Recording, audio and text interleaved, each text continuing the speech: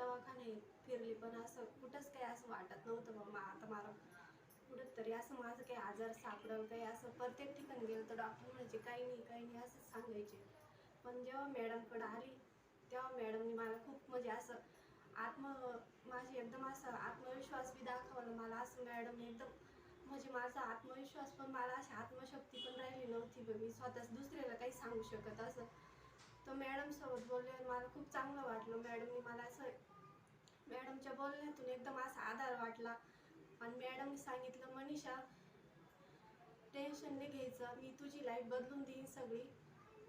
आता तू माझ्याकडे आली ना कसलं टेन्शन घ्यायचं नाही. मॅडम मला पोटाचा पण खूप त्रास होतो मला बरेचशा असं नको त्या गोष्टीचा त्रास व्हायचा. मॅडमनी मला खूप मस्त ट्रीटमेंट दिली, खूप समजून बी खूप सांगायच्या मॅडम व्यवस्थित. असं कोणत्याच दवाखान्यात एवढं कोणतेच डॉक्टर एवढं समजून सांगणार नाही आणि सांगताना पण इतकं प्रेमाने इतकं समजून असं एकदम सांगायचे आपल्या आईवानी बहिणीवानी. असं पेशंट म्हणून तर कधीच त्यांनी असं हे केलं नाही. एकदम आपलं जवळची व्यक्ती आपलं एकदम जवळच एकदम आपली बहीण किंवा आई अशी ह्याचप्रमाणे सांगत गेल्या त्या असं हिंमत देत गेल्या सांगत गेल्या. आणि माझा जो काही आजार होता बरेचसे पैकी आता मला बरं वाटतंय. नाही तर मला खूप त्रास व्हायचा, भरपूर दवाखाने हिंडले पण मला कोणत्याही ठिकाणी असं हे वाटत नव्हतं. पण इथं आल्यावर मला चांगलं वाटलं. आणि 5 दिवस माझ्या नाकात पण नळी टाकलेली होती, स्कूटी केली होती. आता पहिल्यापेक्षा बरं वाटतंय. मॅडम म्हणजे शुटी चोरडिया म्हटलं मॅडम खूप खूप म्हणजे एकदम स्मार्ट आहे एकदम म्हणजे बोला खूप खूप खूप म्हणजे खूप स्मार्ट आहे मॅडम.